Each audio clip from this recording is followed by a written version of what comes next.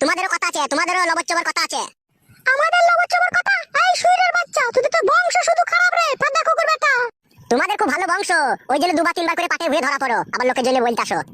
তুই দেখেছিলি এই ফাদা কুকুর বেটা আমরা পাটের ভুঁয়ে ঢুকি? সেটা তোমাদের স্বভাব চরিত্রেই বোঝা যায়, তোমরা পাটের ভুয়ে ঢুকো নাকি আমার ভুয়ে ঢুকো, নাকের ভুয়ে ঢুকো। মা তুই শুইরের বাচ্চার সাথে কথা বলি না, ওর সাথে আমি কথা বলে পারিনি, তুই কি করে পারবি? ও মেয়ে পাঁচালি ছোড়া, ও ছোড়ার মতো ছোড়ার জগতে দুটো নাই। বলি বেড়া গেল ছুরি, আমার মতো ছুরি জগতে দুটো নাই, তোর মতো ছুরি জগতে দুটো নাই, সেইটা বল, নাহলে তোমার খেলার পাড়ার আড়ালে ধরা পড়িস মাটি হালুয়ান। এই হালুয়ানের বাচ্চা, খবরদার আমার মেয়েকে হালুয়ান বলবি না, শুইরের বাচ্চা গুতু শুয়ুর। তুই গুতু শুয়ুর, তোর মা গুতু শুয়ুর, তুই 14 গোষ্ঠী গুতু শুয়ুর, তোর বাপ গুতু শুয়ুর, সতীন।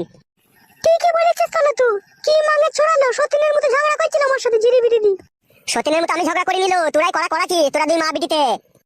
কেন রে এই মাঙ্গে ছড়া, আমরা কি করে ঝগড়া করাছি রে? এই ফাদা কুকুর বেটা, তুই তো পায়ে পা লাগিয়ে ঝগড়া করছিস রে, বোকাচোদা।